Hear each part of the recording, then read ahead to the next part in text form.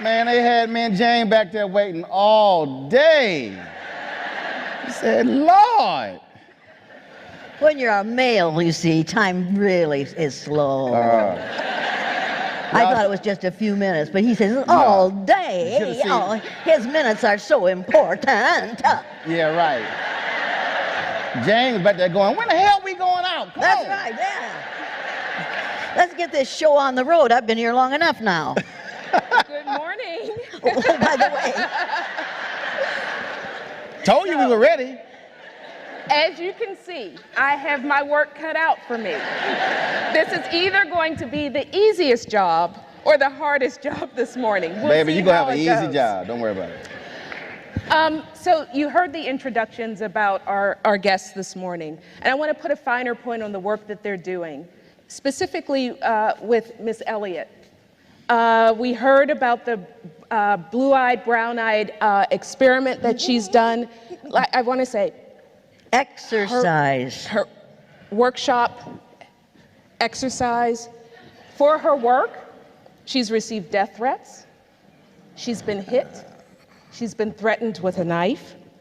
She has been shunned by her various communities. And her family. And her family. Damn, Similarly, you black. I'm black. You black. I might as well be. Welcome to the family. Isn't everybody black? The first modern human being that evolved on this earth was a black woman. And we're all descendants of that black woman. Now, if you don't learn anything else in here today, and if you don't remember anything else, you remember this: there's only one race. There is no black race. Let me show you something. Well, every person in this room who thinks he or she is a member of the white race, please stand. They scared as hell. That's it, folks. There's only one race, and we all came from a black female. So there's only one race, and it's the black race. Forget all the rest of this nonsense. This has gone on long enough. We've had enough. I'm sorry, I interrupted you. Sorry about that. Told y'all we were ready to go. Told you it was going to be a bad day. Go ahead. Go ahead with your introduction. Fine. I want to put a finer point on Roland Martin's work as well. And this is serious work. He's written books about faith. He's a civil rights activist. He's a human rights activist. And likewise, he receives death threats, trolls to his email accounts, his website accounts. Folks who do righteous work are a threat to our society. I will make one correction. I do not consider myself to be a civil rights activist. I am a journalist. But as a journalist, I am a journalist in the pursuit of truth and justice. And so when you look at the work, so whether you talk about Frederick Douglass, Ida B. Wells Barnett, when you talk about Robert Abbott, Ethel Payne, all these individuals who work within the black press. And I make that distinction because it's important. Mm-hmm. Because I've worked in mainstream media, I've worked in black press. The reason black press, that's critically important, because that's where you've seen the most truth. Black press has forced mainstream media to do its job when it comes to these issues. And so what often happens is when we're trying to talk about these issues, what happens is when you go into a mainstream environment, even the phrase mainstream actually means white. Because they'll say, oh, black media, Latino media, mainstream. I went, well, if that's black, that's Latino, that got to be white. And so then the expectation, because seriously, this actually happened in 2007, and to understand what we're going to talk about, why you experience this, because you have to understand the role of media. Anytime across the world there is a coup anywhere in the world, they get control of the guns first, media second. They get control of the media before the banks. Think about that. Control the media before the money. So you understand the power of media. When I was at CNN 2007, I did a pilot for a show, and I got Senator Barack Obama to agree to come on the pilot, which means it was never going to air after he announced he was running for president. During the conversation, I was talking about healthcare, and I mentioned the word, I said, man, that hurt a brother when I had to file for bankruptcy because of healthcare costs. Ken Jouts, executive vice president for CNN at the time, over HLN, we were meeting. This is literally what he said. He said, be careful using the word brother because we don't want to scare off white viewers. Then he said, I also showed this to my wife, she agreed. I was like, ooh, the white wife agreed. Now think about that. I'm talking to a black United States senator. I'm using the vernacular, man, that really hurt a brother. Natural. Now Larry King is using phrases that I don't know what the hell he's talking about. Larry King is Jewish, and they were like, oh, that's all good. But think about it. We're going to scare off white viewers. But when Glenn Beck talks about, use the word brother as a white evangelical, that's acceptable. So to understand the depths in terms of how media shapes what we think and act every single day, that's why I'm a journalist in the black press, because my job is different, and I bring my blackness to television, whether I'm on CNN, ABC, CNN, it doesn't matter. Sorry. Wait a minute. Please. I'm glad you mentioned Frederick Douglass.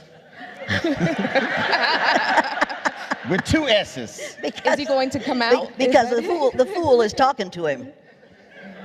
Number 45 talks to Frederick Douglass.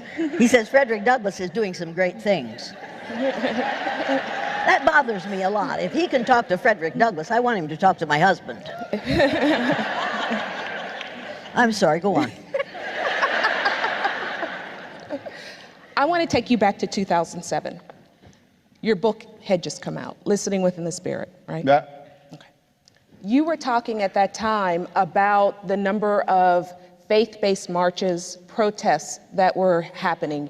You talked about this on CNN.com.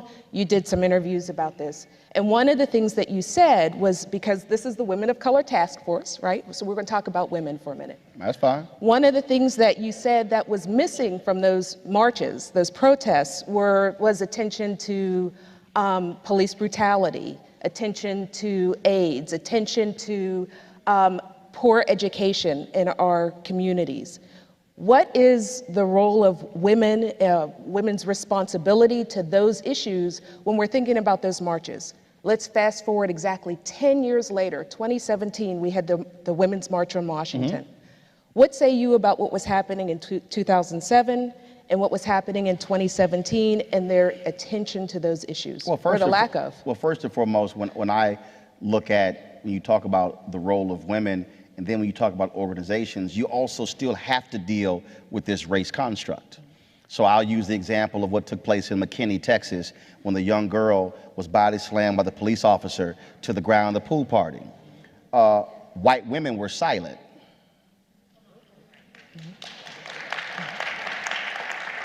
The first response to that were civil rights organizations, were black female organizations, but the National Organization for Women, silent. I blasted them on my air. 3 hours later, they released a statement. Ever since then, anything happened to a black woman, they released a statement within 10 minutes because they like, look, we know what he's going to say. Now, why is that important? Because the same thing in 2007. Historically, what has happened is issues that have involved black women now has been silent. Absolutely silent. So the question then becomes, okay, are you the National Organization for Women or the National Organization for White Women? The same thing, Concerned Women for America, conservative organization. They were protesting. There were a couple of female conservative judges who they were trying to get appointed, and they were pushing Democrats on that. I said, I'm sorry, when Cheryl Watley was appointed by Bill Clinton to the North Texas federal bench, y'all were silent. I said, so don't call yourself Concerned Women for America if you're only concerned about conservative white women. The reason I'm laying that out is because when you talk about these issues, you can't say we want to speak to women's issues, but then you exclude other groups and then how they are impacted. And so that's one of the issues there. Women play a central role. Black women voted at a higher rate than any other group in 2008 and 2012. Higher than white men, black men, Latinos, everybody. So when you talk about those concerns, well, are you putting their specific issues on the table, or is that sort of a side conversation? And that's the struggle that we have in this country. If you're going to say we're advancing the cause of women, it needs to be women, not a certain group of women. Let's get Jane in on this. Jane, advancing the cause of women, not certain groups of women. Can you talk a little bit about what you saw in the March on Washington? We have been advancing the cause of white women ever since the women's movement. The women's movement was a movement for white women. They might as well have been wearing placards that said, black women need not apply. And that was only allowed to happen is because we wanted to stop the civil rights movement. And white men went along with that in order to put a stop to the civil rights movement. As long as we're talking about the rights of white women, then we don't have to talk about the rights of people of other colors. As far as I'm concerned, that's what the women's movement was about. Now there's going to be another women's movement. You need to realize this. If you haven't read Ben Wattenberg's book, The Birthed Earth, you need to realize that in this country right now, we've got a whole lot of white folks who are scared to death because they know that within 30 years, white people will have lost their numerical majority in the United States of America. And if you haven't read that book in which he says, the biggest problem confronting this country today is there are too few white babies being born in this country. If we don't solve this problem and solve it quickly, White people will lose their numerical majority, and this will no longer be a white man's land. Now, I know a whole lot of Native American people, of First Nations people, who don't think this is a white man's land. They think it's a...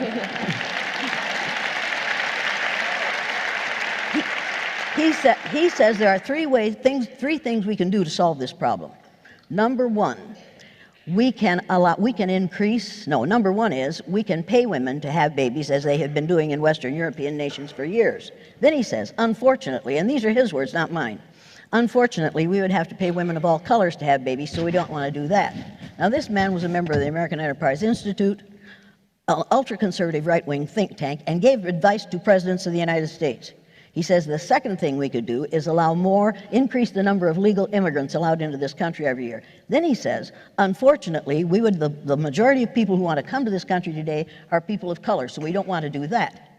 He says the third thing we could do, and this is really scary, is realize that 60% of the fetuses that are aborted every year in this country are white. If we could keep that 60% alive, that would solve our birth dearth. Now, how many of you think that sounds like blatant, overt racism? People, you need to know that the attempt to get rid of my right or any other woman's right to have an abortion is not about religion, it is not about morality, it is about keeping white people in the numerical majority in this country, and you better realize that's what's happening. Right now, they are trying to pass legislation, and Mr. 45 and his underlings. I refuse to say his name, because if I do, I'll have to call him what I call him, which is Donosaurus T. Rump. Oh dear, is this being televised? Oh shit, okay. That's all right, I'm tired of working anyway. People, they're trying to outlaw abortion. They're trying to tell women, once again, what they can do with their bodies. If a woman has to be punished for by getting pregnant, whether or not she wants to, has to be punished by bearing that child, then the person who contributed to that unwanted pregnancy has to be held responsible for two. So I think there's a, hey, wait, don't waste my time. There's a perfectly logical remedy for this problem. Any male who contributes to an unwanted pregnancy must submit to involuntary vasectomy so that he cannot contribute to another unwanted pregnancy. Now, people, you need to know that vasectomy takes only a few minutes in the doctor's office. It isn't very painful.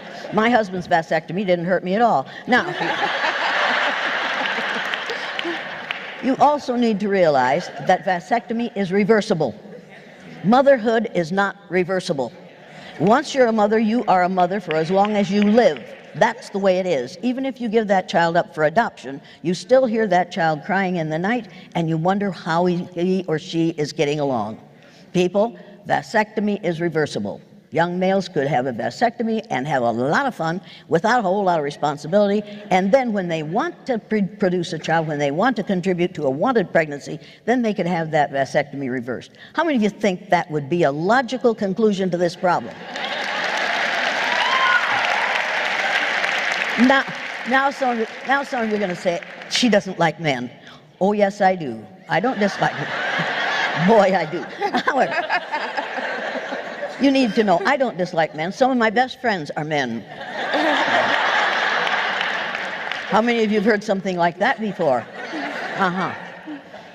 I'm sorry, go ahead. Roland? When we talk about these differences, it's very interesting for me how we are in complete denial of how we even got here. And when I often speak around the country, I tell people to understand this country in all different pieces. You use the example of a house being built. How many of you have ever had a house built from ground up? Okay, which is different from buying an existing house. So when you talk about a house being built from ground up, I've had the fortune of seeing literally in Texas, where I'm born and raised, literally cities constructed. So I saw an area, nothing there, then all of a sudden they come in, they drop power lines, sewer lines, all of those things. So all these things happen before even a foundation is laid. So let's say all those things happen, all of a sudden now you do a foundation. If you want to show a badly constructed house, you typically don't know that until after the house is being built. Because then you see the cracks in the crown molding, the cracks in the walls, because the foundation is bad. So to understand where we are today in America when it comes to sexism, when it comes to racism, when it comes to even within women, this notion of, well, I don't like you and I like you, in terms of this balance existing between black women and white women, the exact same thing happens in the LGBT community. I've done stories on the segments on this in my show where African Americans have talked about the rampant racism that exists in the LGBT movement. In a so-called equality movement, there's tons of inequality. Tons. Now, I'm not gay, but I've had brothers and sisters who are same-gender loving on my show talk about the battles that they have had with other folks who are white and gay because their whiteness was more important than their gayness. So you have to understand how a house is constructed. So the cracks that we see, the reason we have the cracks in this foundation called America is because of how the foundation, the problems are on our foundation. So you go back to literally how we started and see when we talk about these laws today in our country, we never say, wait a minute, when did that law get enacted and what was the root cause behind it? We were talking last night and I was talking about Governor Terry McAuliffe when he provided the voting rights for 13,000 formerly incarcerated people. That law in Virginia was put in place when a state legislator said in 1902, we are doing this to keep the darkies from voting. So Virginia was defending a law for more than 100 years where the basis was a white legislator saying, we're going to keep the darkies from voting. So what happens is we never want to ask ourselves, where did this come from? How did we even get to this point? Which explains the struggle we keep having because we want to say we live in a post-racial America, everything is great. White folks listen to hip hop, black people listen to some country music, and everything is great. Beyonce performs at the Country Music Awards, everybody is happy and wonderful until you look at the comments on the Country Music Association's website. So we have to actually look at ourselves and go, how did we get here and how does this generation change where do we go in the future? Because we're playing games if we only are having these nice, cute conversations, but then we go home to largely white homes, largely black homes. We don't invite others into our home. We don't eat with other people. We don't talk with other people, but we say, oh, I'm not racist. I get along with everybody. Many of us are living lies every single day.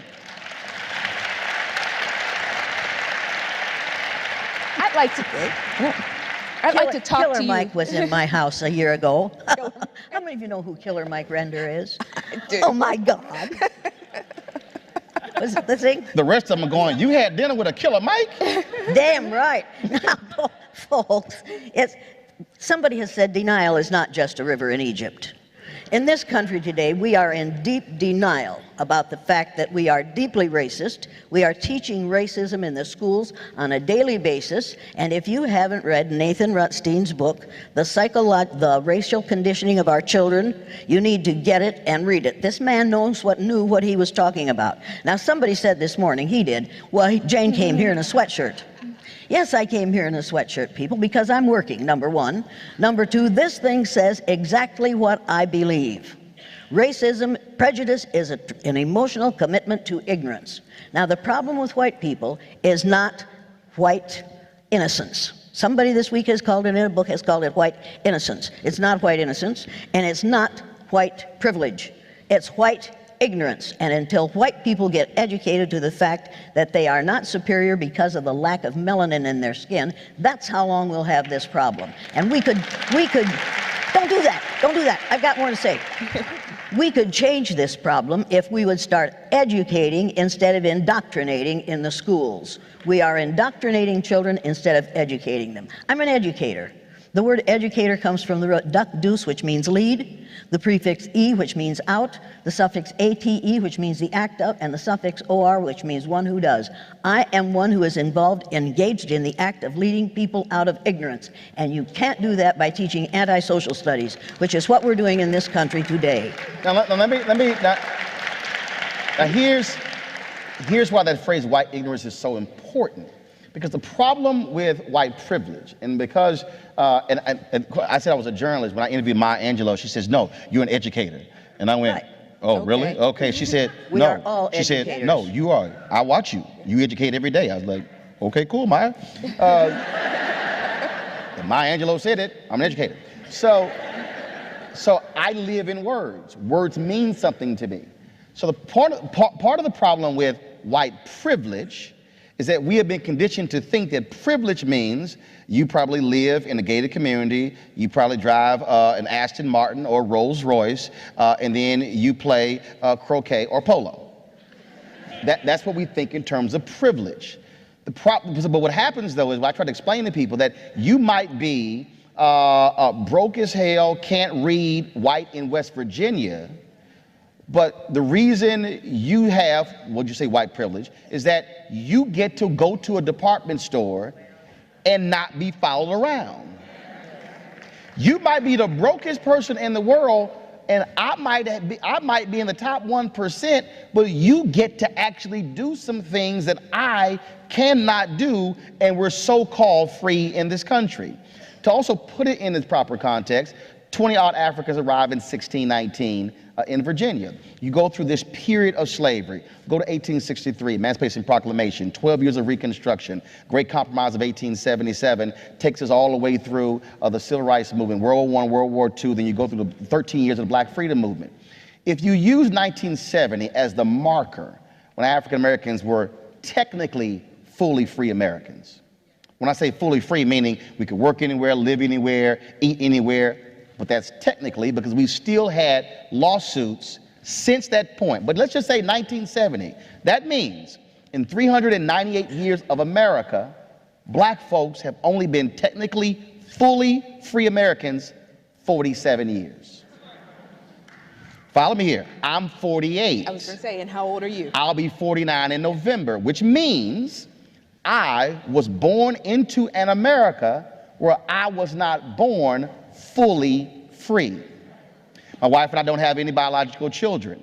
My brother and my sisters do. That means that my nieces and nephews, the first generation of African Americans born technically fully free.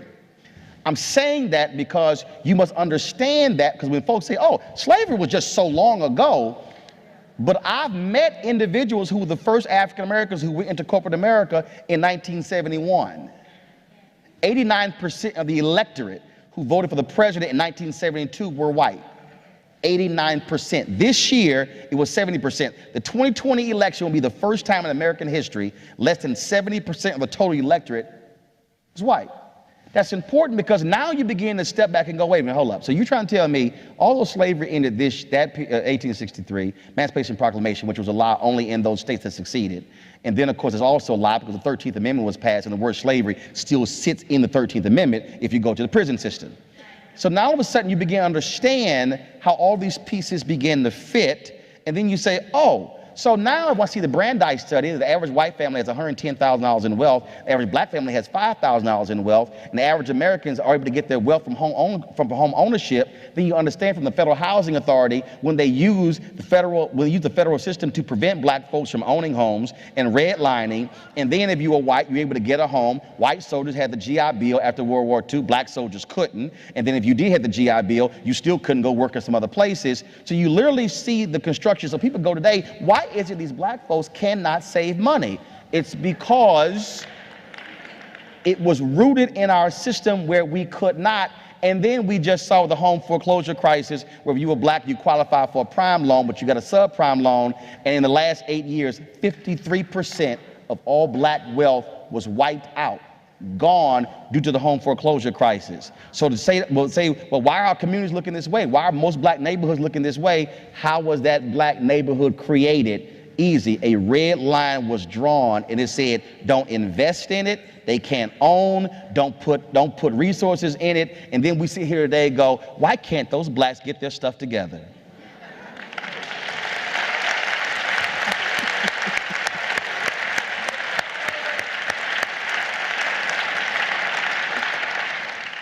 You have on your website these kinds of statements where you prompt us. Let me see if I can find some. Wait a minute. Okay. All right. I didn't realize how young you are. And I'm not going to hold it against you, because you know a lot. However, Martin Luther King Jr. was killed. Next year it'll be 50 years since his death. And can we correct the record? Because I think we said 35 years. It has been 50 years It since will you've be been 50 doing this work. years next year since 24 Martin Luther King. hours after King's assassination, you started this work in your third grade You classroom. were just a gleam in your father's eye at that time, okay? No. When he was killed, Mama was 2 months pregnant. I was a Valentine's Day baby. Oh, I see, okay. I was born November 14th. And a hearty welcome. 9 months earlier was February 14th. Okay, all right, okay. What's your question? I know what happened on Valentine's night in 1968. Go. I'm trying. I tried to tell you. She's like, I got this. I'm like, yeah, okay, I heard that before. Yeah, but you were in a different context when you heard that. Go ahead. No. Ask your question. What I want to do is, he talked about the structures of racism. You have been doing this work for 50 years. But he's been living this for 50 years. He has been living this There's for a 50 big years. difference. I can talk about it because I don't have to live it. You have to live it. You need to understand that my heroes, and don't ever call me a heroine because that's not what I am. My heroes are black women. Black women keep on keeping on regardless of all the obstacles we put in their paths. And I don't just say this to you because you're a largely black audience. I say this to every audience that I talk to. You have to realize that you were here first and you will be here last. Because us white folks are going to go out in the sun and it's going to get worse and worse because of and we're going to die of melanoma. So you will be here long after we're gone. You are going to be the majority in this country very, very shortly. So get ready for it, because you're going to you think you've been abused before. Wait until you get the power, that you have the power to do what you choose to do. And that's the problem. White folks are scared to death that if people of color get power, they're going to want to do to us what we have done to them. Now, how many of you want to get even with all white folks? How many of you want to get even with one or two? Yeah. All we white folks have to do is work very, very hard to be sure that we aren't the one you want to get even with. What we do in the present constructs the future. That's right. Blacks are not responsible for the past. Whites are not responsible for the past. We are all responsible for what we do in the present to construct the future for our children and our grandchildren. And stop that. We don't have time for that. You need to know that as far as I'm concerned, we're all related. We're 30th to 50th cousins, every person in this room. You are all related to me. Now, you might not like being related to me, but you are. You are my relatives, and I will not tolerate having my relatives abused because of somebody else's ignorance about skin color. And that's what we're talking about in this country. Right. And let me and see, again, when these studies and things are released, we recite them on television, and again, many of my white colleagues don't even remotely think beyond just what it is. To give a perfect example, 2009, John Avlon and I were at CNN waiting to go on the air, and I said, John, we are right now in the beginning stages of what I call white minority resistance. I said, although the numbers don't show it, that's where we are. I said, the election of President Obama is about to reveal America's true feelings. Now, here's what the deal. People are saying, oh, but there were a lot of white folks who voted for Obama. Yes, but go behind the numbers. And so Pew does an annual survey, and the question is asked, are you optimistic about the future of America for your children? In 2009, African Americans had the highest optimism. Latinos were second.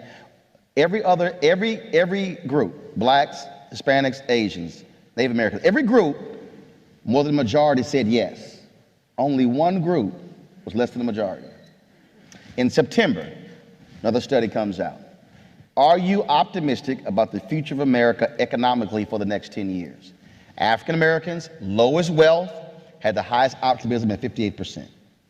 Latinos, second lowest wealth, second highest optimism. Whites in America, highest average wealth per family at $110,000, only 41% said they were optimistic about the future of America for the next 10 years for their children. I then went, why? It is because we've changed so much that white ignorance or white privilege now means your boy can't tell his boss to hire my son or my daughter. Now, white kids in America have to compete. That this is real. Why did, last name Fisher, I forgot her name because I wasn't trying to memorize it. Why did she sue the University of Texas? Well, I had to, did she come here? Yeah, she came here. So she sued, I'm sorry.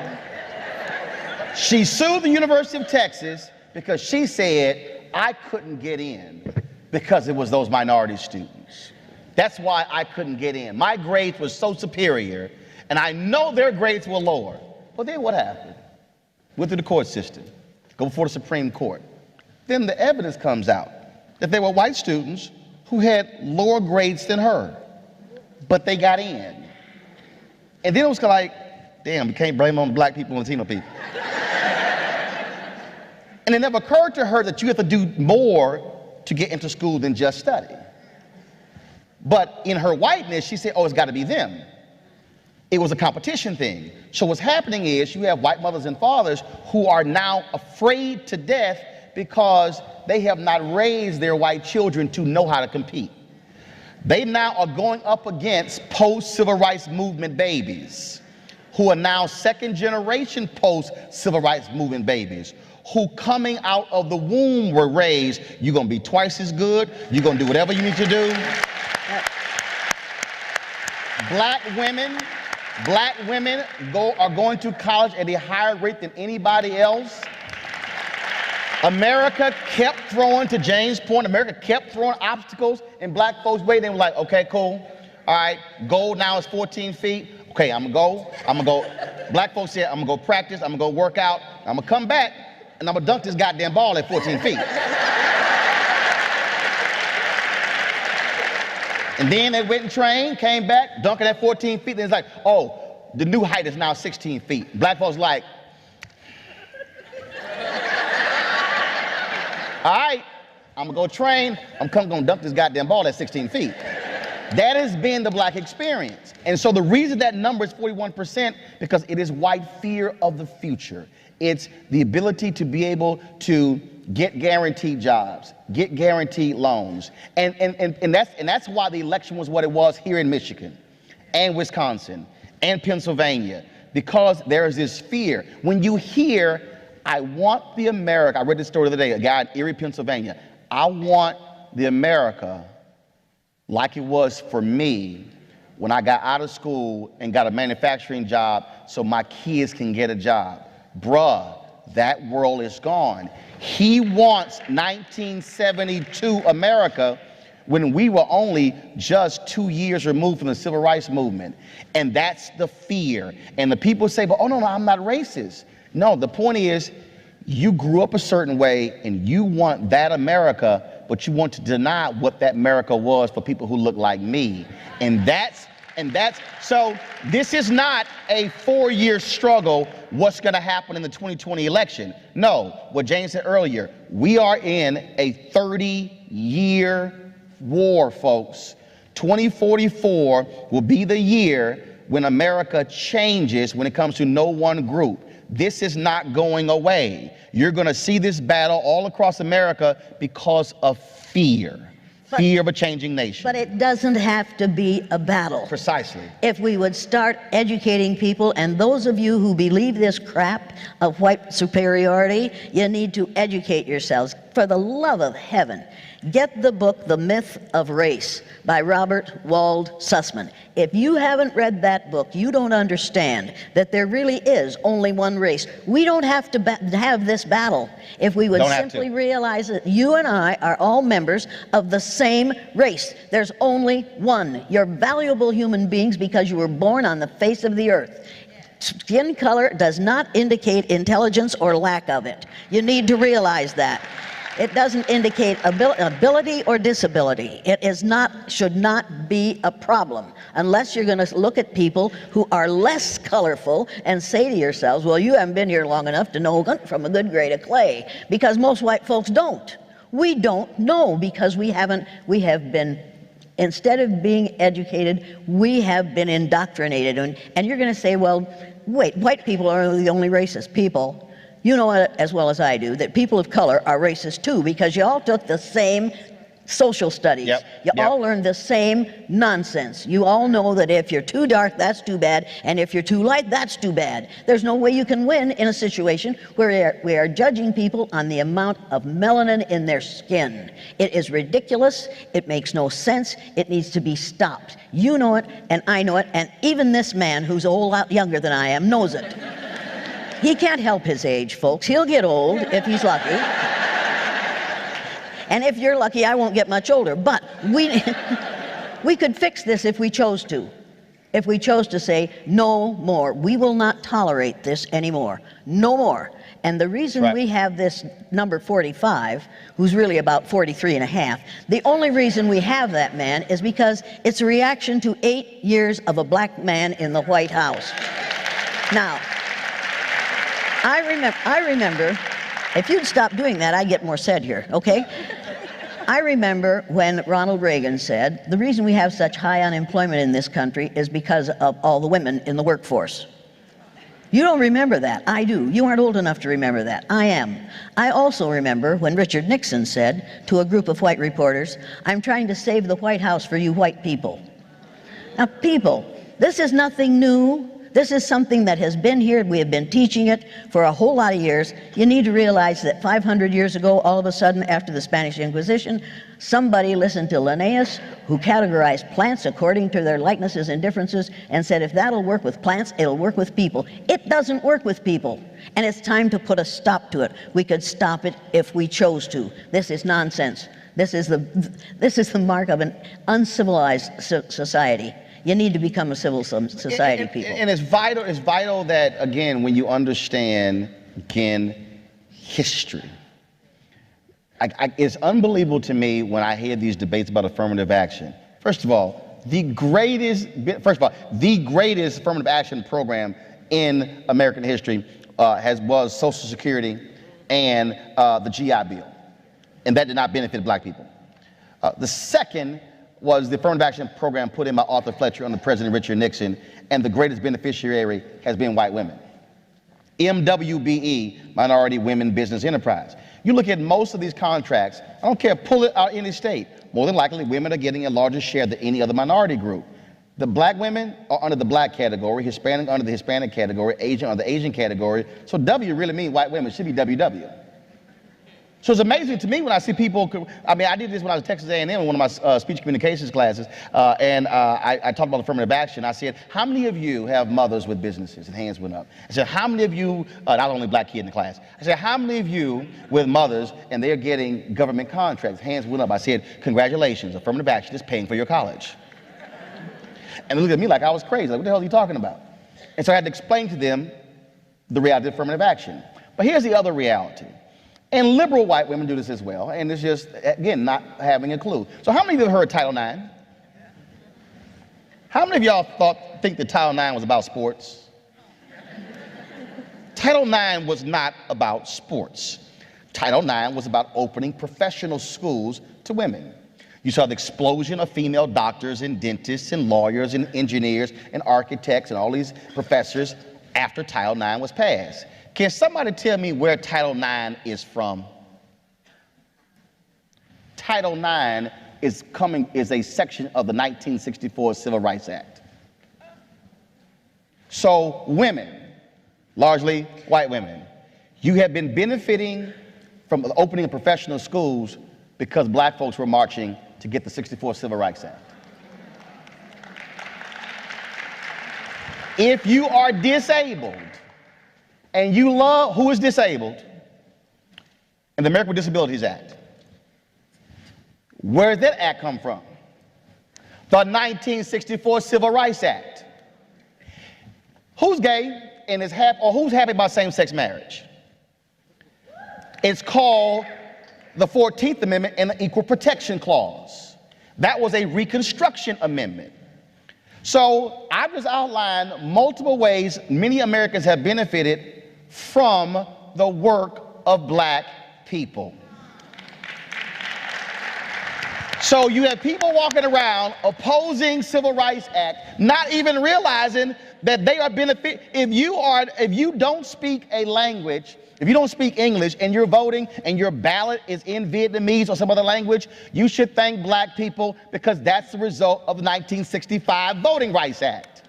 The point I'm making is, in the history of America, and you can go back and check it during the Reconstruction period, poor whites benefited even more than poor black people during the 12 years of Reconstruction because the laws that were being passed to so-called help free slaves helped poor illiterate whites as well, and they were voting against their own economic interests when Jim Crow came in because they lost out as well.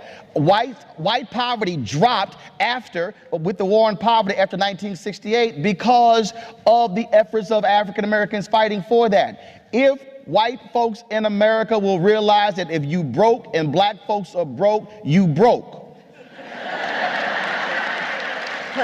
And if we are working together and it's about the issues in our economic condition, but we're getting played because folks who are rich are saying, now look, now we white, they black, and we do this thing together, we gonna keep them from getting jobs. Now we keep all those Latinos out of America, then you can get more jobs. The same fool who is telling you that is the same one who is hiring illegal immigrants and paying them $3.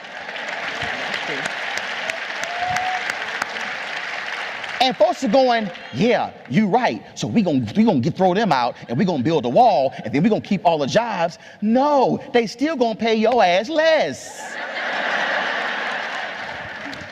But if you're broke as a white person, it's because of affirmative action. And they're calling it reverse discrimination. Right. There is no such thing as a reverse discrimination, people. It's not reverse discrimination, it's delayed justice. It has gone on long enough. Right. If you're broke as a white person, it's too bad we can help you. If you're broke as a black person, it's because you're too damn lazy to get a job. Boom. You know that, and I know that. That Boom. is what is going on in this country because we are miseducating the American mind. We need to change the educators. We've got to re-educate the educators because they believe all this crap too. They really think that black history began with slavery. They really believe that that's when black history began because they haven't read Browder's Nile Valley's Contributions to Civilization. And if you haven't read it, you get it and you read it. And then take that to school and tell those teachers to say, wait a minute, instead of having a Black History Month, we're going to have Black History every day of the year in school. That's the way it ought to be. I'm sorry, go ahead. What's your next question? I do have to thank racism for one thing. And there's one place where racism has really helped black people. Okay, y'all saw all those town halls in Connecticut and Virginia and New Hampshire when all these white folks were crying about their family members dying because of heroin overdoses. Okay, and that's because of prescription drugs. Okay, this is where racism really helped black people.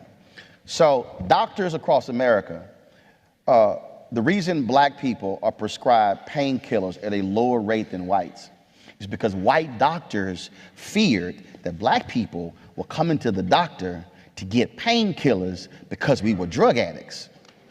So white doctors said, we're not gonna prescribe these black people painkillers.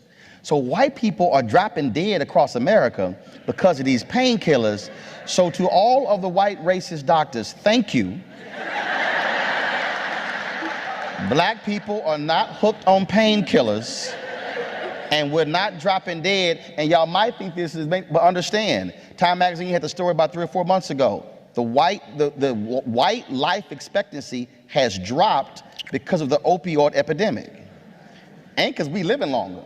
They're living shorter. In fact, the white death rate, to Jane's point earlier about white births, in about 5 years, in about 6 or 7 states, the white death rate will surpass the annual white birth rate in those states. One of the reasons why the numbers are changing and why it's going down. But the prescription drug thing is a perfect example of how racism works, where literally doctors said, oh, no, they're here to get high.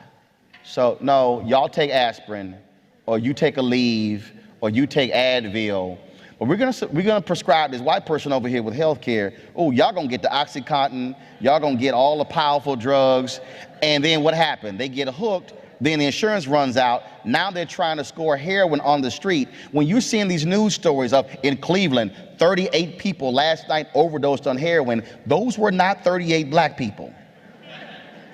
Again, you see how racism works even in our healthcare system. And that literally happens. So I appreciate that, Biggest. Thank you very much. I appreciate that. What was your question?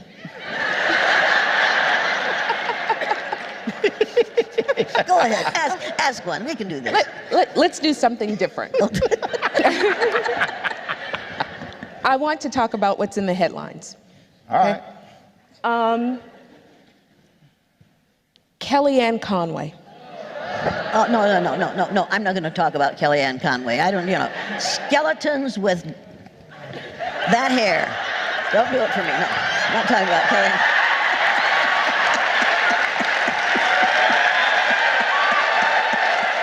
Go ahead. I'm sorry. Get your damn feet out the couch. Sit down and shut up. But was it really? Just be quiet a minute. Was it really about her feet on the couch?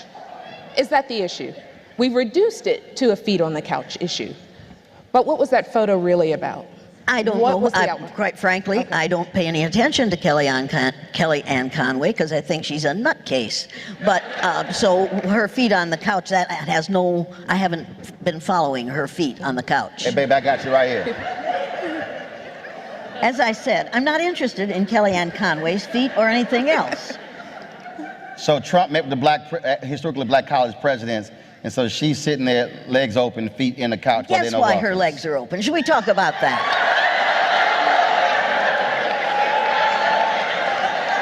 Don't go there.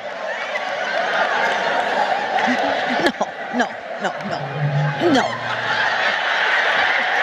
Mine are crossed.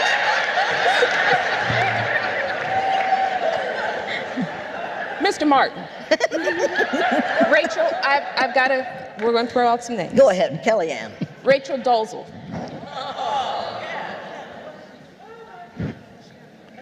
Well, okay, all right. So Rachel Dolezal is a white woman who wanted to be a black woman. But right, and she just changed her name to an African name. She's trying to be a Kardashian.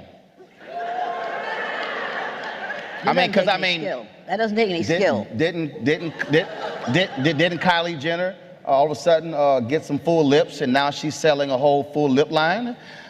Didn't Kim Kardashian? First of all, none of their butts are real. But again, to understand American history, if you look at Skip Gates in one of the documentaries that was at the university, I believe it's in this state, where I forgot the campus, where they have a museum that's dedicated to all of the images. It's right north. Got it. So they have a museum, all of these images that shows how media has been used to portray African Americans. So black women have had larger hips, larger butts, fuller lips, hair. America has said for centuries, oh, that's offensive, that's horrible. Now all of a sudden, a non-black woman discovers a butt, and now everybody wants a big ass. It was no different in the 70s when Bo Derek got braids. Oh, Lord. You had white women all across the country getting them some braids with some beads. And so, But it's no different than when Pat Boone was singing music and it really were black artists and then they were covering those songs. Elvis ain't the damn king. Little Richard is.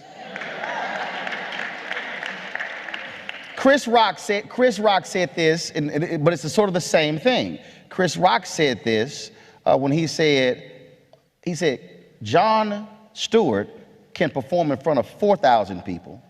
Kevin Hart can perform in front of 40,000 people, but Kevin Hart has to cross over. So what you have here is you have, again, these standards. You have these standards. The reason this photo has gotten the level of attention it has gotten, it is because of white female in an office, legs open, and all these black men standing around the Oval Office. That's why it's gotten this much attention. So to be clear, it is not about the feet on the couch. That isn't. No. What is deeply embedded in America is that's sort of where this sort of reaction is coming from, and it is still understanding our history. It's just understanding the history of this country, and so I mean, frankly, for me, it's been much ado about nothing. With the photo. I have not discussed it on my show. I got more important stuff to talk about. But it's just understanding there are racial triggers in America. We see a photo, we see something, and all of a sudden it clicks. It's no different than when, if you are African American, so for instance, Serena and Venus, two of the most dominant athletes, not women, not women, athletes, which includes men. All of a sudden, they have been branded their entire careers. They're arrogant. They are, every term being used. Same thing. Tiger Woods, exact same thing. Now, Tiger don't know he's fully black, but sort of the same thing. And what we have to understand, these standards, how they are different. So I'll do it this way. So if you are, it happened to me when I was at the Fort Worth Star-Telegram. I was 25. Another reporter, Ken Delaney, was 25. I covered City Hall. He covered county government. I'm black. He's white. Ken was assertive. Ken was aggressive. Ken was a go-getter. We were the exact same age.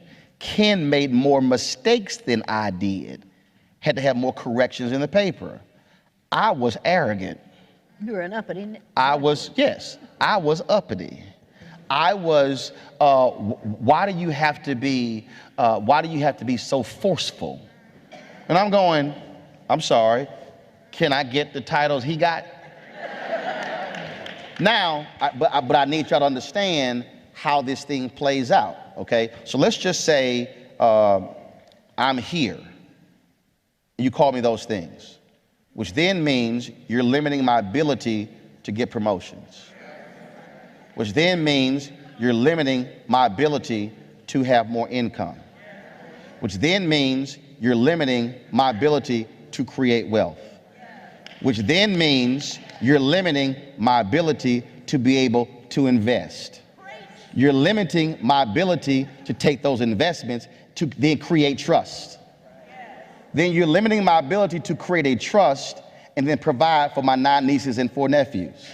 Which means that your singular decision to call me arrogant today has a direct impact on my family 2 to 3 generations from now.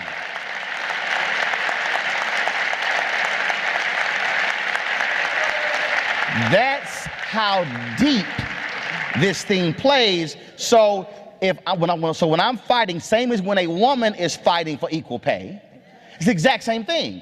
You're not fighting just for your equal pay. You are actually fighting for the wealth creation for your children's children's children. So this thing is not just about you today. That's when generational wealth comes in, and that's how deep this thing is. I want to get Jane in on this conversation about womanhood, right? That these are the experiences that he's talking about universally, but it isn't exactly the same in mapping onto what the women's experience is and what womanhood is about and how we navigate that. Can you talk about that a little bit?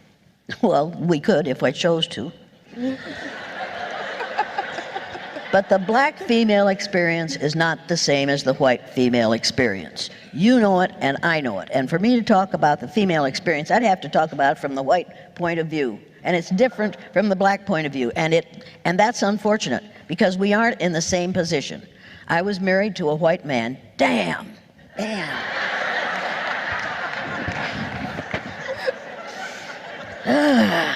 Took me a long time to get him, but I got him. And he looked like Marlon Brando when I married him. By the time he died 59 years later, he looked like Telly Savalas. 59 years of living with me will do that to you. White women say, I'm angry at white women. And now you're thinking, oh, anger is such an unproductive emotion. If you aren't angry about what's happening in this country, you're probably white. And you're probably male. Because it doesn't bother you a lot, because it isn't happening to you. White women make really big mistakes. I'll never forget the woman who walked up to me, the white woman who walked up to me and said, I'm not prejudiced. I don't dislike blacks. When I see one, I just think, there but for the grace of God go I. And I was furious. And I don't think she has said that since then. Because I don't think her world is ever going to be the same. Because at that moment, she experienced a brain change. You can change the brain. They've interviewed students, my former students, who are now middle-aged people who went through the blue-eyed, brown-eyed exercise. In 1970, a group from the BBC came out and was doing a documentary about science of the brain. They interviewed two of those middle-aged men and asked them how it felt before, how they thought during, how they thought after the exercise. And at the end of that interview, they said, we have proven here that you can change the brain. Now, if you can change the brain of a 9-year-old white child in a day, what do you do to the brains of people of other colors if you abuse them psychologically, mentally, emotionally, and physically for a lifetime? What do you do with 9-year-old black children? Do you change their brains in a negative way? Yes, you do. And we're doing it on a daily basis. We know exactly how to do it. A psychologist said to me last week, and she used one of those 4 or 5 syllable terms, and she said, we've known that for years. I said, then by God, why aren't you telling it to elementary teachers? Right. Because they need to know this. They need to know that the way they treat children will change those brains in either a positive or a negative way. We have changed the brains of women from birth. We subject them to, you're less than, you can't do it. And I'm real sick of hearing people say, to make America great again. Because that word again means, go back to the 50s. There you go. Which was real good for white men, but wasn't worth a damn for people of color and women. You need to know that. And that's what this fool wants us to do. And when you hear his mentor say, we're going to deconstruct the government. Deconstruct the government? Take away the things that are valuable for all of us? No, you cannot allow this to happen. You have to realize that deconstruct the government means take away Social Security. And how many people do you know who are making enough money, who could put money away in a personal savings account, as W wanted us to do? Remember W? W. I did this at a college one day, and the kid said, hey, you can't do that anymore, Miss Elliott. I said, why do you not? What do you mean? They said, that means read between the lines.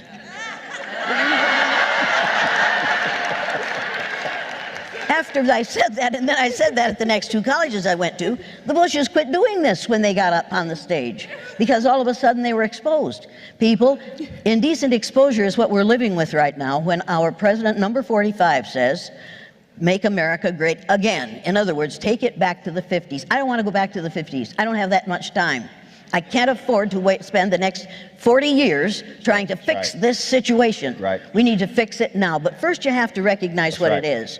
You have to recognize that racism is ignorance. It is pure, unadulterated ignorance. And I don't care whether you're a red racist or a white one or a black one or a yellow one or a brown one. If you're a racist, you're not thinking. And you're being ignorant. Get over it. But and you got to remember. So Jane just said, change the brain. Go back to media. When you have been pounded every single, it was big news 3 weeks ago. The Bachelorette is going to have its first black bachelorette. Oh my God. We're gonna get to see a black woman pick somebody to fall in love with. First, y'all notice they did not start with a black bachelor. This ain't about male domination. America has always said, okay, now we got to watch this stuff. Let's just watch it with a black woman first. But we are not gonna have a show where a black man might be picking a white woman on that show. I'm just trying to let y'all understand how this works. Now, understand this, I'm trying to talk about how images get pounded. You deal with Hollywood. When George Lucas when he made Red Tails. Now, this is George Lucas. This is Mr. Star Wars. This is a man who sold his company for $4 billion to Disney. George Lucas goes to the 7 Hollywood studios, top 7, the big 7. I'm George Lucas. I'm the man. I'm Mr. Star Wars. I want to take Red Tails. They went, ain't no white heroes. He said, I'm sorry. There are heroes in my movie. They said, we know. He said, but all the white people are bad. He said, because it's a true story, and the white people were bad. And they said, no, there are no white heroes in this movie. All 7 passed. There was another movie that was called The Specialist. So actor Brian White was on my show. He told me this here. So this movie, every studio in Hollywood loved this movie. It was all these hijinks in a hospital with these doctors. And they loved it. Every studio read the script. Oh, we want to make this movie. Until they met with the scriptwriter. And then they realized that this was based upon a true story of a group of black doctors in a hospital. Every studio lost interest. Because what Hollywood has said is, Hollywood, if you want to read a book called An Empire of Their Own, How the Jews Invented Hollywood. It was a phenomenal book, won numerous awards. And the reason that book is important, I go back to building a house. I like to read how industries were created from the beginning to understand why they're the way they are today. And so the book is called An Empire of Their Own, How the Jews Invented Hollywood, which is really a phenomenal book because it details that the American dream was actually created by Hollywood. And so what we call the American dream was never the American dream. It was what largely Eastern European immigrants created because that was their image of America, which actually became the image of America. It's a trip. So Hollywood television is determining what you think and what you see and how you feel. So when Hollywood says we can't have a movie of all black heroes, what does that tell you? When Hollywood says, oh, no, we can't have a black lead of a movie, we got to have a white co-star in the movie as well. These things are happening in so-called liberal Hollywood. Do understand that. Do understand when the movie 21 was made about this group of MIT students who went to Vegas and beat the system. Those were largely Asian students.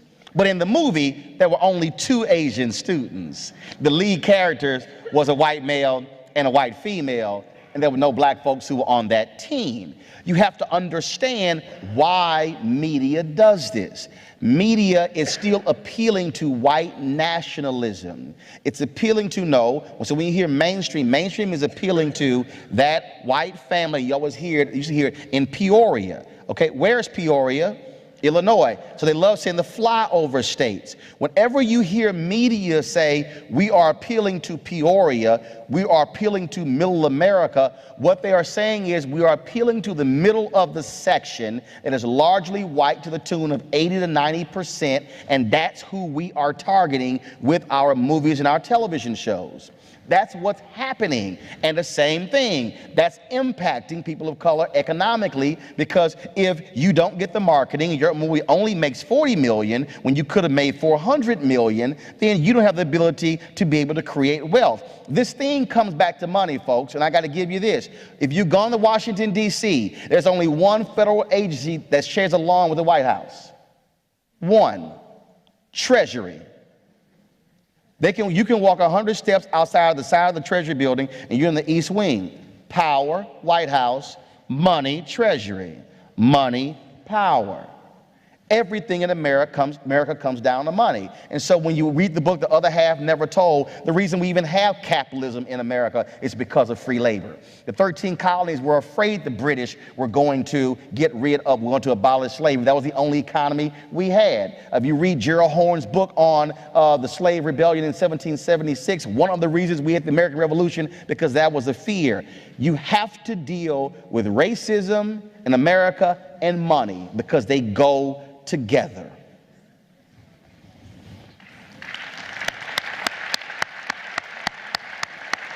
And how many of you would like to have some money? Green is my favorite color. Damn Skippy. We are almost done. I know. She sounds so relieved, doesn't she? You're going to get out of this pretty soon now. We're going to take a few minutes. I want to face locally now. We've talked sort of the macro level. You're in Ann Arbor, which has been described as a liberal bubble. You're at the University of Michigan, that's that bullshit right there. which has also been described as a liberal bubble. Ann Arbor votes blue. How do the folks in this audience have this conversation because we're talking about the Women of Color Task Force and its members and its allies? How do they go back into their workplace and have the conversations and share the information that they heard here? How do you talk to them about what their next steps are? People always say to me, well, you brought us lots of problems, but you didn't bring us any solutions. I'm a white woman. I don't have the solution for everyone, but you need to go to my website and download the printed learning materials that are there. Because the first is a set of typical statements that white folks make that think they aren't being racist. How many of you have had the experience of having some white fool walk up to you and say, when I see you, I don't see you black? Yeah. And what are you supposed to do? I know I see you and you white. Yeah, but you're allowed to see white. Right. You're allowed to see white. It's a good thing to see white. When somebody says to me, and people do this to me all the time, they say, I'm colorblind. Always white women, I'm colorblind. I don't see color. And I say, I knew that before you told me, because if you weren't colorblind, you wouldn't have worn that shirt with those pants. When somebody says, I will never forget Linda Guillory, tall, aggressive, black Linda Guillory. This white woman went up to her on her high heels, and you know how women walk, white women walk on high heels. They're trying to run away from their hemorrhoids, and there's, because they shouldn't be wearing those high heels, you know? They up to you, and this woman said, Linda, I've known you so long, I don't see you black anymore. And I stepped back because I thought, oh Lord, there's going to be bloodshed here. And I've got to wear this suit tomorrow, and I didn't want to get it covered with blood. So I stepped back, and Linda Guillory said, I think you have an eye problem. Let's make an appointment with an optometrist so that you can get over this problem. People, this is a lie. You're supposed to take it as a compliment when some white fool says she doesn't see the color of your skin. This is ignorance, and most of you have had this experience, unless I'm very much mistaken. How many of you have been the only black student in a classroom, and oh yeah, and had the white teacher say, how do black people feel about this? And how many of you black people know exactly how every black person feels? Let me text them. Yeah. People, it is sheer ignorance. It is not white privilege. It is sheer ignorance. The white privilege papers are based on the idea of race. Because of my race, I can do this and this and this. No, because of my ignorance, I will do this and this and this. People, this is about ignorance. We need to re-educate all of us. Don't put up with it. Here's how you change it. I'd like to talk about allies, and then I'll throw it over to you. So there are people in this audience who are also working with peers, colleagues who are allies. And one of the statements that I love on your site is that someone might say, I'm with you, but no matter what I say, no matter what I do, it doesn't suit you. You're never satisfied. As far as I'm concerned, I'm an ally, but I can't do anything right. Well, you need to realize that if you make the plural of allies, it's come to allies. They're thinking.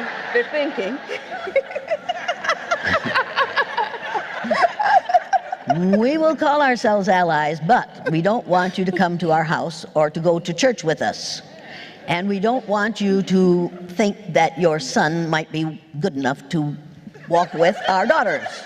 Except in his case, and he sure as hell isn't good enough, but it has nothing to do with the color of his skin. I'm already taken. Yeah, I know you are. People, if you want to call yourself an ally, if you're a white person and you want to call yourself an ally, first you have to learn about what it is you're doing. Look at those, white folks, you look at those typical statements and see how many of them are the ones that you have made. And then go to the clarifications of those statements, how they are perceived instead of just what they say. See how they are perceived. Then, if you want to make a difference, white folks, if you really want to be an ally, then go to the set of commitments to combat racism. 18 things that white people can do in their own environment to deal with their own problems. Now somebody's going to say, racism is a societal problem. Societies are made of individuals.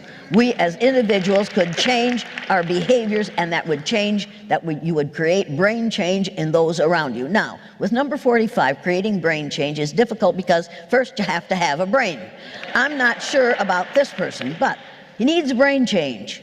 We all need a brain change to realize that we have been lied to, and if you want to talk about black history, you have to talk about 4,000 years before the birth of Christ. Minimum for a women. Don't say amen, say a women. You have to talk about the real black history, which is the history of civilization. And the history of the United States of America is not the history of civilization, people. There was something long before this, and there will be something long after this. Okay? One of my favorite movies is Malcolm X. And I love that scene when they're at the police station and Brother Johnson has been beaten by the cops, and then they demand that for them to call the ambulance. So the ambulance comes and they're wheeling Brother Johnson out of the hole into the ambulance. And then the white cop comes up to Malcolm X and he goes, okay, you've got what you wanted. He said, now you can leave. And Malcolm X says, no, I'm not satisfied. On to the hospital. I love that I'm not satisfied. In 1967, Dr. King wrote his book, Chaos or Community, Where Do We Go From Here? And in that book, he said it did not cost America much for us to be able to sit at a lunch counter. Didn't cost America a lot for us to be able to swim in a swimming pool. Didn't cost America a lot for us to be able to go into a park or to a hotel. He said, the real question is, will America now write that check where it's going to cost them something? He said, and that's going to be a big check, to Jane's point earlier when she said righting the wrongs, seeking justice. But this is what Dr. King said, and there's no person in this room who should not have a copy of that book, because also that was his worst selling book for a reason. He said in that very book, even our white allies will not be with us. He said, because they will say, y'all have gotten enough. That's it. I go back to Reconstruction. The reason Reconstruction ended, because when they got to the 6th and the 7th year, white America said, okay, we about done with this. I mean, we've done enough. Folks, slavery, Emancipation Proclamation, 1863, correct? First folks, 1619. Subtract 1863 from 1619. What does that give you? What, 244? So 6 or 7 years of change. All right, that's enough. But 244 years of actual slavery. We had 13 years of the freedom movement. Emmett Till killed August 28, 1955, Sparks Montgomery, December 1st, 1955, 381 days. That goes through, and I use the mark of Dr. King's death in the Poor People's Campaign, which took place later that year. So let's say 13 years. Same thing. So you go from 1877 all the way up through 1968, and then people say, all right, 13 years, that's about enough. White Americans have always told black folks, y'all satisfied yet? If you go and actually study MLK, not listen to one speech, the I Have a Dream speech. Don't listen to the last 3 minutes of his Men to the Mountaintop speech on April 4th, 1968, April 3rd, at Mason Temple. Listen to the entire 43-minute and 16-second speech, what you would discover is that King rarely ever talked about equality. King always talked about freedom. He wanted freedom. The freedom he wanted is for African Americans, the moment they come out of the womb, to have the exact same rights, privileges as anybody else. In fact, he wanted that black child in the womb to have the exact same thing, because one of the reasons why you have black kids who are not as developed as largely white kids in America is because white mothers have prenatal care. A lot of black mothers do not. So the moment a black child comes out, they're malnourished and they're already behind the white child, and they were born at the exact same time. And so this notion of satisfied, no, I'm not satisfied. I likely will die not satisfied. I will not be satisfied until I get to do the exact same thing white people do and not get shot. That's freedom. So we can't say, well, but when are you going to be happy? When we are fully free, where we don't need a law. See, y'all gotta understand, white folks have not had to have a law passed to allow them to do something. That's a law. That's equality. Freedom means you get it the moment you're born. So how do you change it? You cannot change this until you change who you're talking to. This is a voluntary environment, meaning this event. You chose to come here. Even though you applied to the university, you had no control over who else applied. So you said liberal Ann Arbor. No, that's bullshit. And the reason I'm saying that, because some of the most wonderful, nice bigots I've met have been liberals. And so you have to say, one, who do I eat with? I might be at University of Michigan, and I know some people, but who do I ask to go to lunch with? Who do I invite to my house for dinner? What conversations do we have? Who are the authors on my bookshelf? The books that Jane mentioned, are any of those books on my bookshelf? The books that I mentioned, are any of those books on my bookshelf? Where do I vacation? Who do I talk to? All of that impacts it. If you're living in your white liberal world and you say, I got a couple of black friends who occasionally pop in, then that means that the conversations that you're having are limited conversations, and you are actually reinforcing your individual narratives in your conversations. That's where you start. That doesn't require a university mandate. It doesn't require that. That requires you actually saying, you know what, we're gonna add some color to this. Because we're gonna have some different conversations. Reverend Jim Wallace does this. When he goes to somebody's houses, he looks at their DVD collections, their book collections, their artwork, the pictures on their walls, and he says, who do you dine with? And that's what, now the same thing happens if you black. And a black student at Texas A&M came to me and she said, you know, I was here, you talk about Texas A&M and you loved it. I said, yes, I did. I had a great time there. And she says, but you know, we got these white students, they won't even speak. I said, well, do you speak? She's like, what do you mean? I was like, just howdy come out your mouth. At Texas A&M, we have a tradition, we say howdy. We don't say hi, we say howdy. That's an A&M tradition. I go, do you say howdy? I don't like saying howdy. Well, why your ass here? We have the tradition. No. Follow me here. She's a black student coming to Texas A&M, and she's like, I don't like the traditions, but that's all we have at the University of Traditions. We have tons of traditions. So you mad about the traditions, which is the Aggie thing, whether you're black or not. I said, okay, so when you're at lunch, I'm curious, you ever just sat down with some white people? She's like, what do you mean? I said, well, have you ever just taken your tray and walked and say, how y'all doing? Can I sit here? Y'all mind if I sit here? She goes, no. I said, so you're asking white students to do what you won't do. So you want white students to come over and sit with you, but you won't go sit over. Like I know right now on this campus, I had one of the sisters on my show today. So you got some black students who want a safe space for black folks to be able to organize when it comes to social justice. Okay, I get that, but see, I'm different. I'm gonna go organize in the middle of a group of white people because I want them to overhear our conversation. I want y'all to think about what I just said. I want them to see us walking through. I want them to go, what are they doing?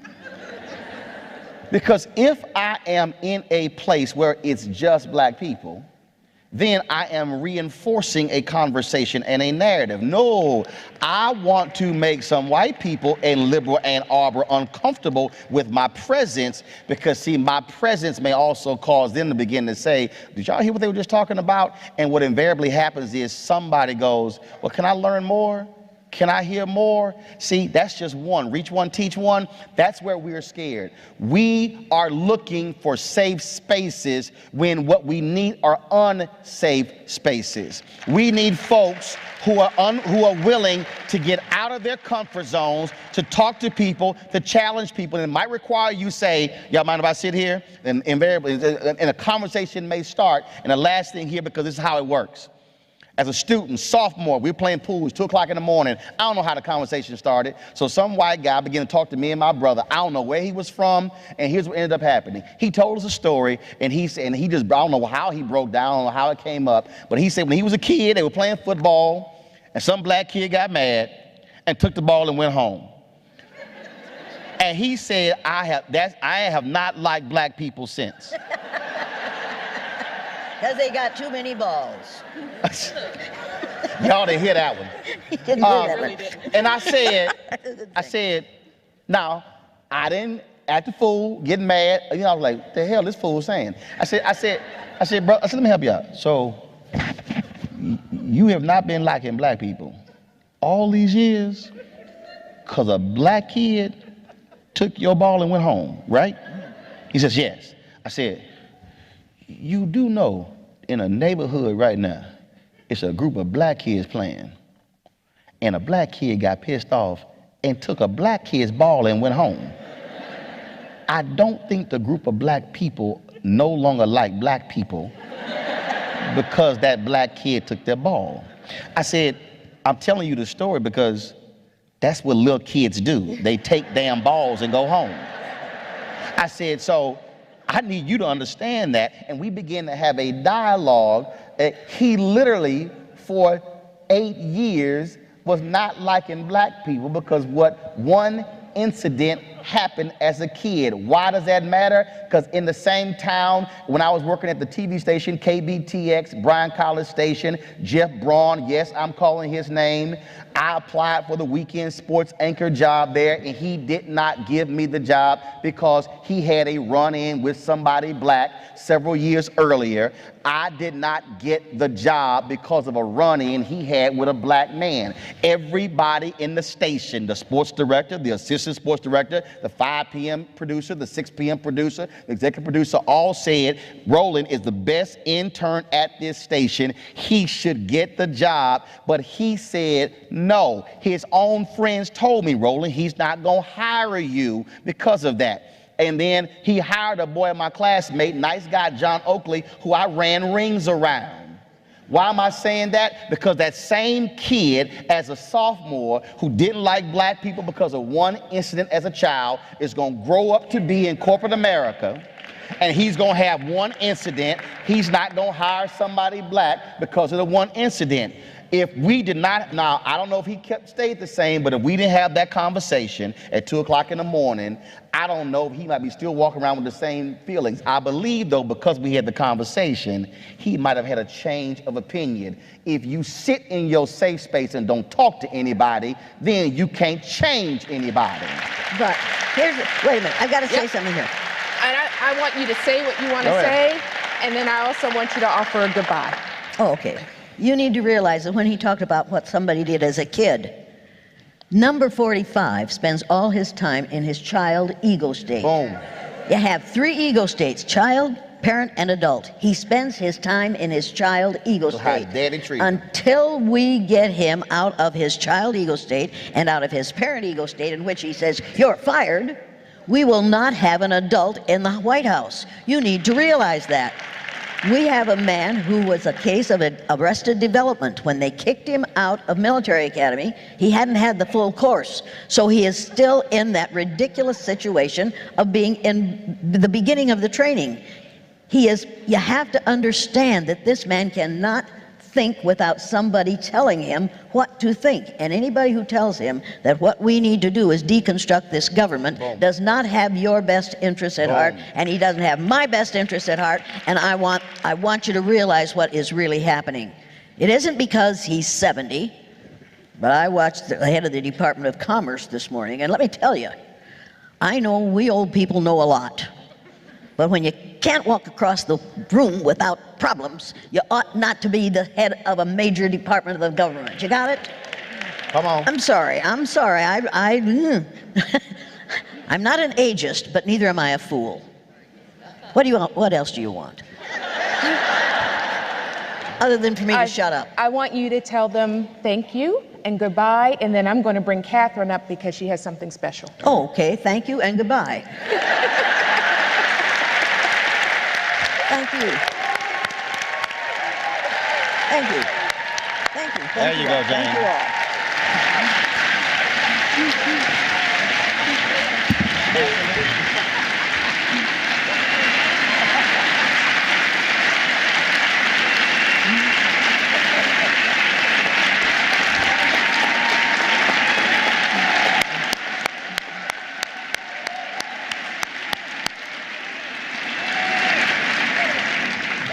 Stand up for Jesus and nobody else. Okay, thank you very much. You guys can hold on for a moment. Don't run out. Don't run out. They leaving. Hello, come back. Wait for the benediction. Okay, on behalf of the Women of Color Task Force, first we would like to thank our moderator, Professor Robin Means Coleman. She had an extremely tough job today, and I believe that she did it with grace, dignity, and control. So on behalf of the Women of Color Task Force, we would like to thank her and offer her with this token gift. And I'll tell you, because I always sit outside and I hate when someone gets a gift and you don't know what it is.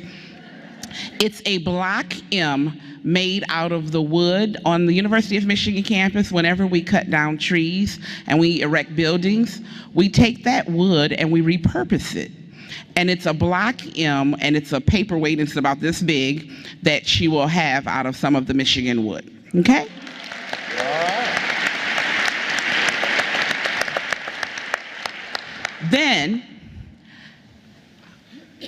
on behalf of Martin Luther King Jr., the Cesar Chavez Rosa Parks Visiting Professorship, we offer this certificate that certifies that Jane Elliott served as a King Chavez Parks Visiting Professor at the University of Michigan and is hereby granted all the rights, honors, and privileges thereunto appertaining. In witness whereof, the seals of the state of Michigan and the University of Michigan and the signatures of the university officers thereof are hereunto affixed. And it's signed by our president, Mark Schishel, and our vice provost and chief diversity officer, I cannot read the signature, Robert Sellers. It's a beautiful signature. I know.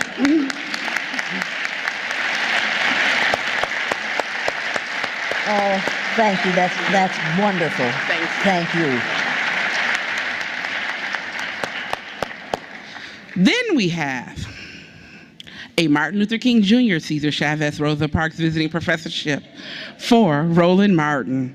He has served as a King Chavez Parks Visiting Professor at the University of Michigan and is hereby granted all the rights, honors, and privileges thereunto appertaining. In witness there whereof, the seals of the state of Michigan and the University of Michigan and the signatures of the university officers thereof are hereunto affixed. This is signed by our president, Mark Schishel, and our vice provost and chief diversity officer, Robert Sellers. You know his name now. I appreciate it. Thanks a bunch. I appreciate it. Thank you. Thank you. Again, on the behalf of the Women of Color Task Force, we thank our guests. Again, do not get up. We have announcements coming, but I'm going to take our guest off of the stage. Don't move, we got an announcement. Where we going? You want to check out Roland Martin Unfiltered? YouTube.com/Roland S. Martin. And subscribe to our YouTube channel. There's only one daily digital show out here that keeps it black and keep it real. It's Roland Martin Unfiltered. See that name right there? Roland Martin Unfiltered. Like, share, and subscribe to our YouTube channel. That's YouTube.com/Roland S. Martin. And don't forget to turn on your notifications so when we go live, you'll know it. You want to support Roland Martin Unfiltered? Be sure to join our Bring the Funk fan club. Every dollar that you give to us supports our daily digital show. There's only one daily digital show out here that keeps it black and keep it real. It's Roland Martin Unfiltered. Support the Roland Martin Unfiltered daily digital show by going to RolandMartinUnfiltered.com. Our goal is to get 20,000 of our fans contributing $50 each for the whole year. You can make this possible. RolandMartinUnfiltered.com. This is Diala Riddle, and you're watching Roland Martin Unfiltered. Stay woke.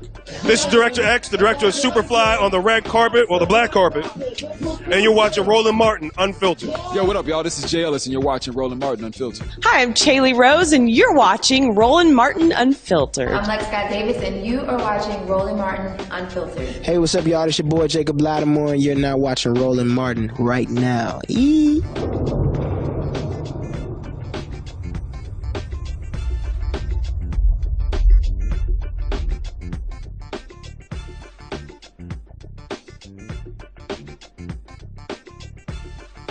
Hey fam, want to check out Roland Martin Unfiltered? The blackest show on all of digital, cable, and broadcast. Check out our audio podcast.